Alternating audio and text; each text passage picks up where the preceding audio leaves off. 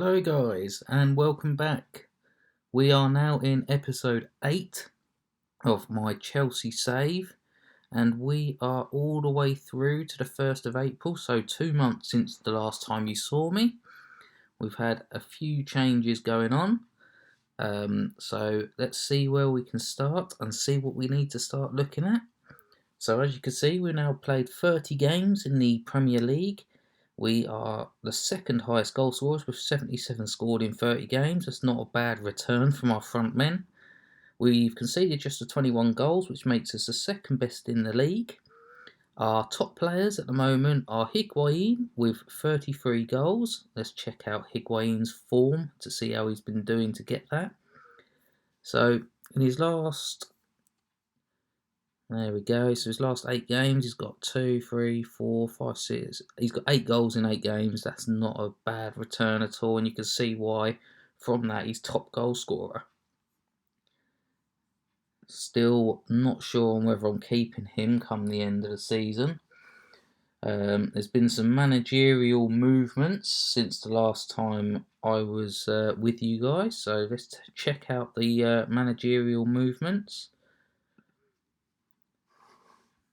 So, most recent to go, Pep Guardiola has been sacked by Manchester City for poor league position this season, and they've brought in Paul Harsley as their caretaker manager. Let's see what is the under 23s manager there as well. But let's see how Man City were getting on. So it's now the 1st of April. He was sacked on the 2nd of February. And if we have a look, they're 4th in the Premier League at the moment. Yeah, they are miles off the title this season, and it was expected they would be competing for the title. So not a massive surprise that they've gone, to be honest with you. Let's have a look at what the preview was. Yeah, they were expected to fight for this title between them, Liverpool and ourselves, and they're nowhere near. So, we've also had a sale go through, even though we're out of the transfer window now. And I've said that it's probably the end of the transfers. Pedro, on the 17th of February, left to go to the Chinese League. So he's gone to the Chinese Super League and joined Jiangsu. Let's have a look at the team that they've got playing for him now. So he's with our ex-player Ramirez. Alex Texidaria. He was a player that I've always liked throughout the FMs. A player that I used to regularly buy throughout the FM series. More so before he joined China. Once he went to China, the wages just went stupid with him. He used to be a really cheap player when he's at Shakhtar. I wonder what contracts he's on at the moment. Yeah, 205 grand a week. I'm sure you could get him for about 70 grand a week at the time when the old FM 15 and 14 were out, but it is what it is. So if we just have a look at how Pedro's getting on now, he's left, so 30 million.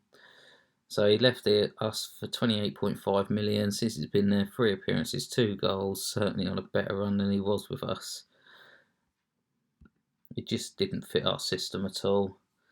So we've also seen Morata get a Player of the Month award while he's in Spain. He's at Atletico. Let's just have a look at Morata and see how he's getting on now. So let's check out his form. So here's his form for his club. Belting in a few goals down there. Hasn't played so much recently. Substitution, and substitute appearance. But yeah, not doing too bad. Average rating 7.41, 10 goals scored in 16 games. And that's not bad at all from Alvaro Morata. And you never know, we might be able to get him back. Not the end of this season because he's contracted for another season after this. And then it'll come down to whether Madrid want to pay, what is the going rate here? 53.86 million for him. to make it a permanent move. To be honest with you, the way we're playing with the strikers we've got, I wouldn't mind taking the 53.86 million for him. So if we just have a quick look at the squad dynamics, so the cohesion is very good. The dressing room atmosphere has dropped off a little tiny bit, down from excellent to very good, but we're still well in the green, and the managerial support is still very good. We've got unhappy player here in Jorginho, wants chance in the first team, and we've got a couple of players that agree and 3 that disagree. I've tried talking to him and telling him he will get chance in the first team, but he's just got to give me time to make that happen. And then we've got Emerson, who wants to leave for first team football. I don't want him to go. I do think that he can make a big difference in our team, and he has been playing. He's played a fair amount of games this season, 14 league games. What's his form running like? So when he hasn't been playing, he was injured. So anytime he's been available, he's pretty much been playing at some point. So I can't really see where he's coming from to be moaning all the time. 12 appearances out of possible 20. And then this month we had Higuain picked up Player of the Month, hitting 4 goals in 3 games. And of course, we picked up another Manager of the Month award. And as you can see, we've had 2 of them now. I think we've always been near enough up there. We were up there, 2nd place in January, 2nd place in December, 2nd place in October, and 3rd place at the start of the season. So we're picking up a few. Klopp's also picked up a couple. Emery, Arsenal picked up a few as well. Going to be quite a tight run to who's going to be manager of the season, looking at that.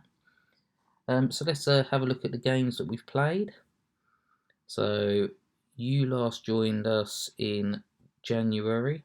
So the games we've played in February. We started off with a home game against Crystal Palace where we ran out 4-1 winners. We continued with our 5-2-3 formation that's doing us so well at the moment. Let's have a quick look at who lined up and what the stats look like. So as you can see, we've got Kepa in goal. Got back line of Alonso, David Luiz, Christensen, Rudiger and Zabacosta. We've then got Jorginho and Kovacic in the middle, with Higuain, Hazard and Depay playing up front. I think that Christensen will definitely be the player we build around at the back for the coming seasons.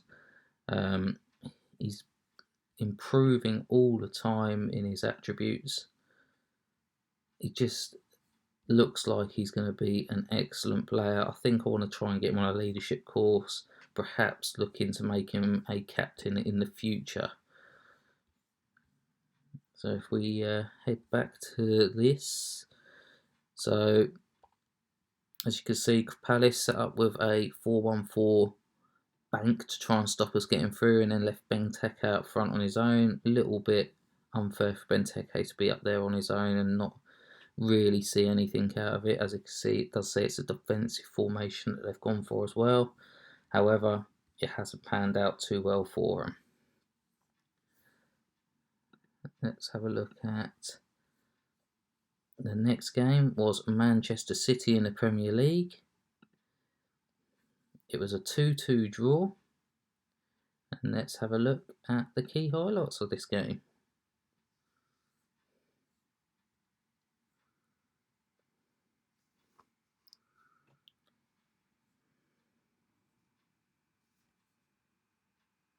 So there's Sane to Silva, Silva out to Delph, Fabian Delph early on, crossed into the box, and Christensen there to get it away. Drops to Silva, takes the shot, and it's cleared away there. And Gabriel Jesus out to Delph again. So Marcos Alonso, first real attack of the game. It's come back to Kovacic there, Kovacic in the middle. Into Memphis Depay. Depay using the wing there to Zabacosta, and there's Hazard finishing it off 1-0.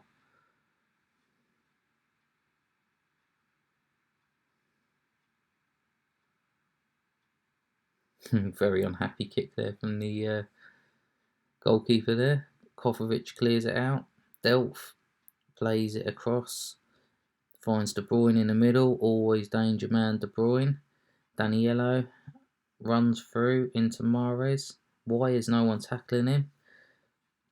Just as I say that, Alonso steps up. Jorginho carrying it forward.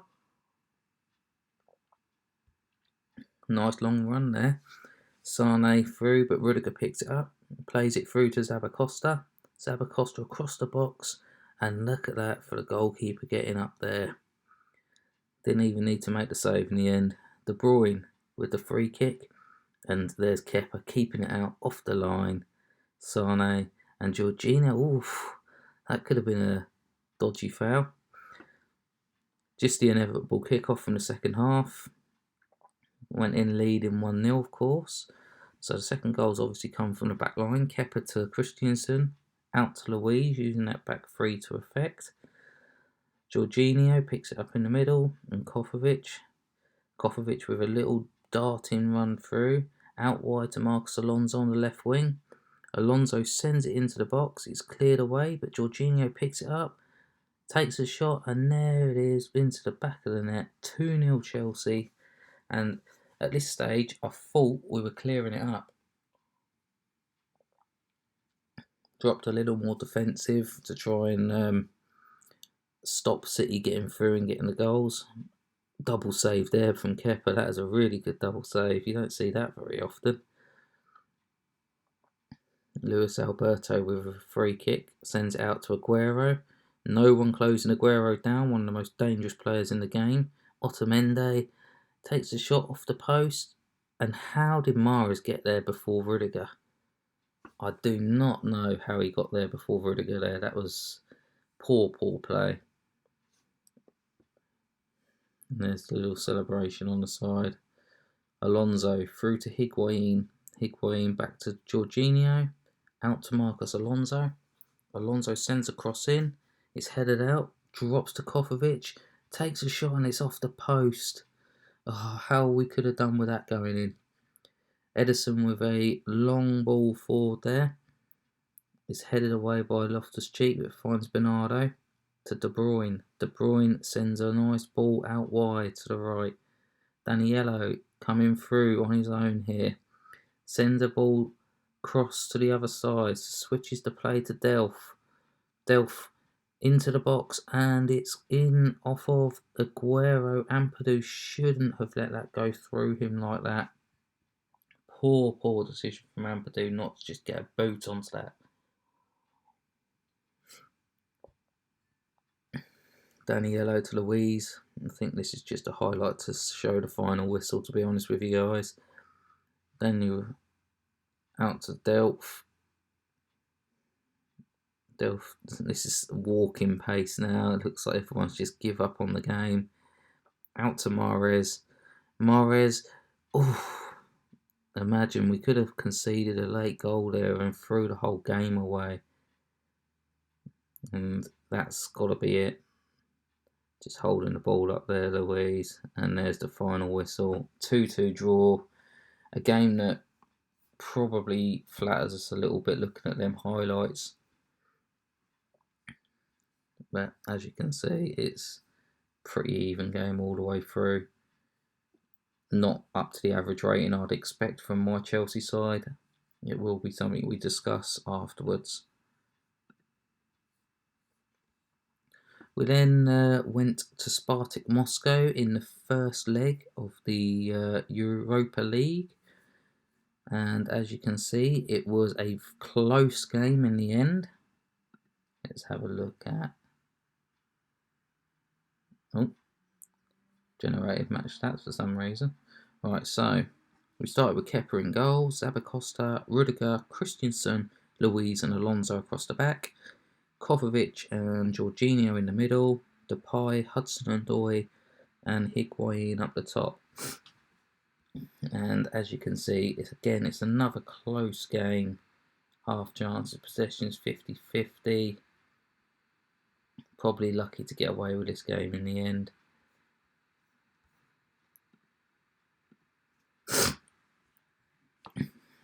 We then played Rotherham in the FA Cup. Very much a rotated side. There's a few big name players in there, but it was a rotated side. I just wanted to get the result in this. Started with Caballero in goal, Afrodicrate at right back, Rudiger, Christensen, Ampadu and Alonso across the back, Kovacic and Jorginho in the middle, Depay, Hazard and Jorginho up front. Giroud up front. It was just, academic at the end of the day. It was always going to be anything less than a 4-0 would have been a joke at the end of the day. But we've seen what FM can do to you in the past when you underestimate teams, as we underestimated Fulham earlier in the season, and the only player not to get a green in this game was Jorginho, but 7 is not anything to be worried about anyway. We then had the return leg of Spartak Moscow visiting us, and we ran out 4-1 winners in that game. Really good game. Left Willy Caballero in goal. 2 goals from Higuain, a goal from Depay and a goal from Giroud, enough to see off Spartak Moscow. We had the lead from the first leg, 3 away goals. It was always going to be a mountain to climb for Spartak, and they just couldn't climb that mountain. The next game was Arsenal in the Carabao Cup final, which I am glad to say we won. It was a good game in the end, very tight. If you look down the match stats, it's pretty even all the way through. Arsenal had the majority of the clear-cut chances, as we can see there. They had the possession as well, but we held our own doing our game with the counter-attack against them, and the counter-attacks worked well. It got us enough goals to win the game. We did go with Caballero in goal. We had Zappacosta, Rudiger, Christensen, Luiz and Alonso across the back line. Kovacic and Kante in the middle. Depay, Hazard and Higuain up front. So we've got our pretty much full team out for that, all bar the goalkeeper, who is our cup goalkeeper, so why drop him? And let's have a look at the goals and see how we won the cup.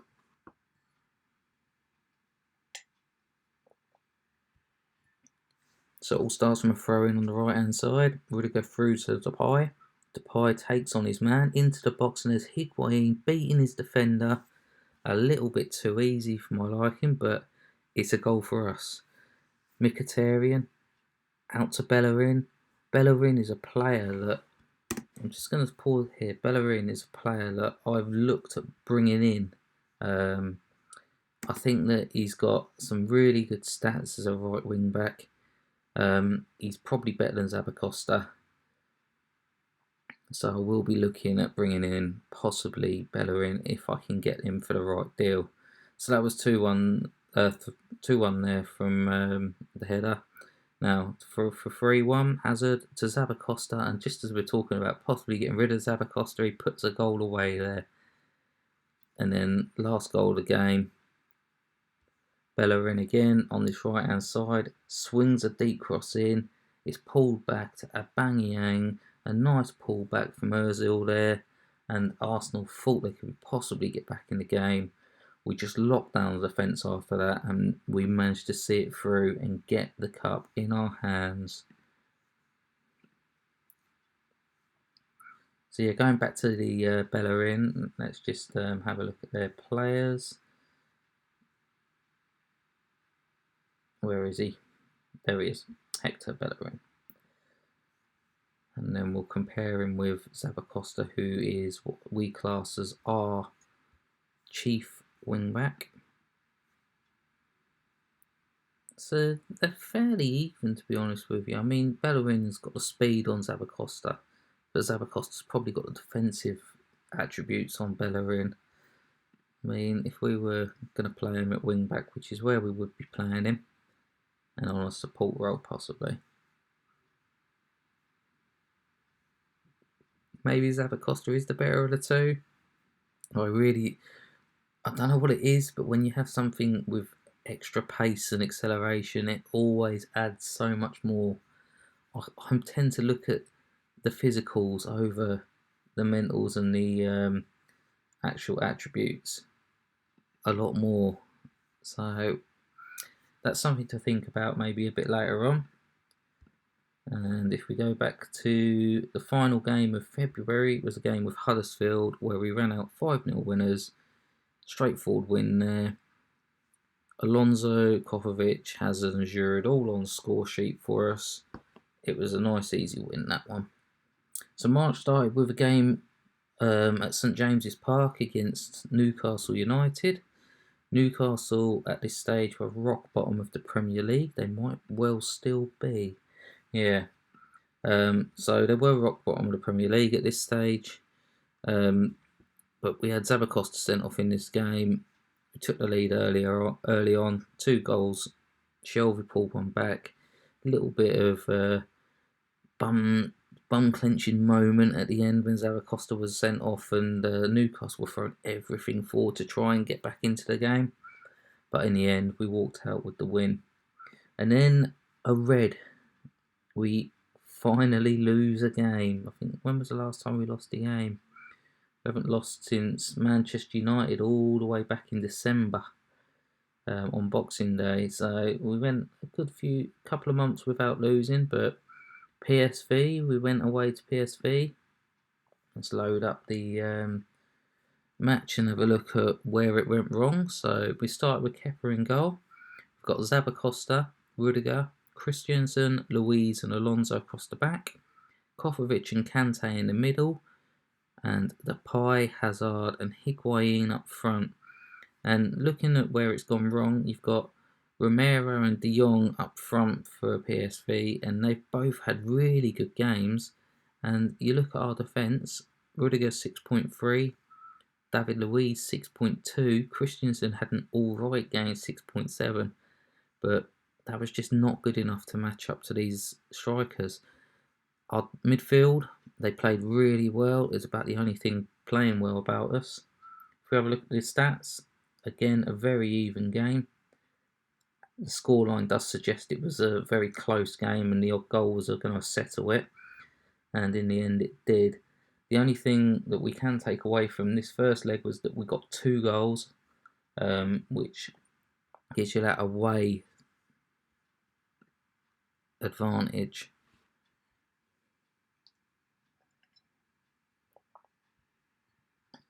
So the goals in this game started from PSV.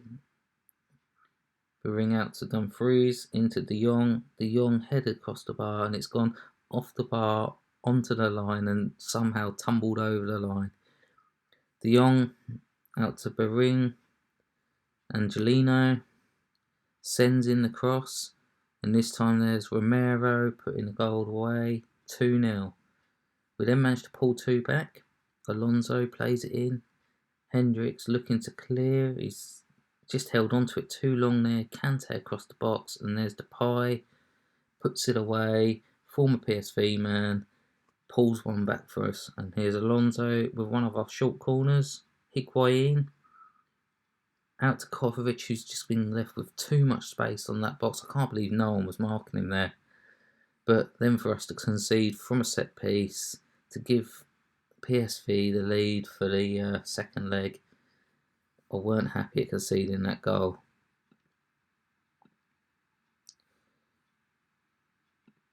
That was followed up by a match against Burnley at Stamford Bridge, where we ran out 4-0 winners. Higuain, Azpilicueta and Loftus-Cheek on the score sheet this time. Loftus-Cheek, and a player that I'm trying to get into the team.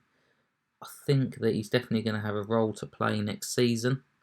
So at this point, we were there. So he played this game. He's then missed a game. He's come back for 2 other games. And as you can see, he's been very productive out of these last games.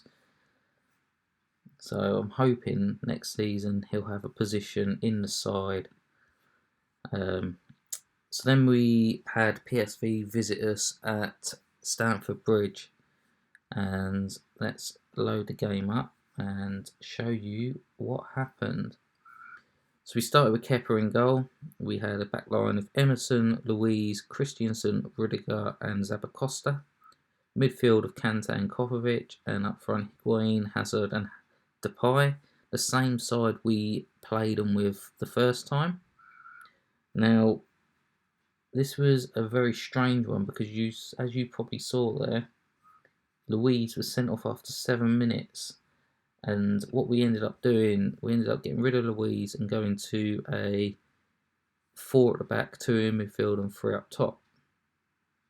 And I think that actually worked in our favour because it was 2-on-2 as opposed to 3-on-2.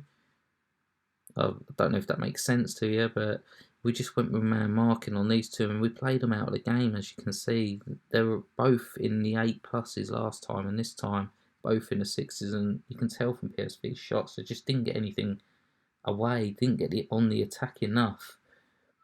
And if we have a look at the goals that we scored in this game, we've got Zabacosta and Higuain with goals. So how did they come about? So the first goal, throwing on the left-hand side, Emerson to Higuain. Higuain sends it in. Angelina tries to clear, and there's Zabacosta finishing it off, which gave us a 1-0 lead on the night, 3-all on aggregate, and it would have sent us through with the away goal. So, second goal, Depay down the right. I can't believe he's missed that header. Who was that? That was Hendricks, wasn't it, who missed that header? Oh, it gave us the 2-0 win anyway. He should never have missed that header, to be honest with you. And set us up with a tie in the next round with Liverpool. That'd be a mouth-watering tie. We then played Manchester City in the FA Cup 6th round, where we ran out 2-1 winners. It was a goal from Depay and Kante against a goal from Aguero. A game that was fairly even, I believe, from what I can remember of the game. Yeah, another even game.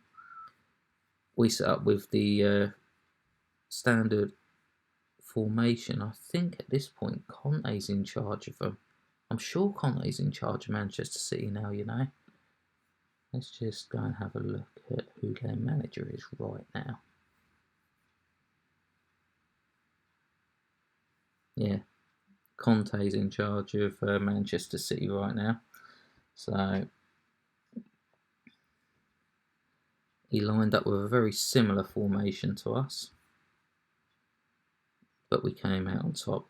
And the final game of the month was against Leicester, and this was another straightforward win for us. Although you look at the stats and you have to feel sorry for Leicester. They really were the more attacking team. They had more possession. Everything was in Leicester's favour, apart from how clinical we were when we got to the front. 9.5 there from Loftus-Cheek. Again, proving why I think that he's going to have a massive part to play in the future of my Chelsea reign. So let's have a look at competitions and see where that leaves us. So first of all, in the Premier League, our lead has been cut. With now only the 3 points clear of Liverpool. However, we do have 2 games in hand, which could make it 9 points clear. Higuain is now top goal scorer in the Premier League, followed by Hazard on 19. That is amazing to have 2 players up there from the same side, pretty much as in the 20s. He will be in the 20s by the end of the season. Depay's had the most man of the matches this season. And as you can see there, Zabacosta already hit 11 assists in the league this year. So if we take a look at the Europa League's got us playing Liverpool next. The first leg will be at Stamford Bridge. And then the FA Cup semi-final, we have pulled Wolves in the semi-final of the FA Cup. Wolves currently 13th in the Premier League. I would hope that we would be going past Wolves in this. I can't see why we wouldn't. What's their fixtures been like? Yeah, they're on a real downer at the moment. Yeah, they got through against Arsenal, but they're on a real downer at the moment. Loss, draw. Managed to get through on extra time against Arsenal. And they only got the extra time because of a penalty. And then Arsenal have had 1, 2. They've had 3 players sent off in that game, albeit after the second goal, but they were never going to find a goal after that. So hopefully we can go through against Wolves. And then everything else is already sealed. We've already won the Carabao Cup this season and the Community Shield. So we've got 2 trophies in the cabinet. Can we make it a clean sweep? It'd be nice to think we could. So that is it for now. Let's leave you with a quick look at what the board are thinking about how we're performing. So we've got major highlight for us is that we've won the Carabao Cup, and the major criticism, we're disappointed with your attempts to play possession football. Yeah, we've not played possession football at all. I play to win, I don't play to keep the ball. Playing to keep the ball gets you in a position where Wenger got Arsenal. Lovely football, no trophies in the cabinet. I want my guys in Stamford Bridge to have to polish a bit of silverware every year. I don't want them to sit there just sweeping the floor. That's it from me today. Thank you very much for watching. Please like, share and subscribe to my channel. I'm really enjoying doing this, and I will keep doing it as long as I am seeing some video likes. Thank you very much. Goodbye.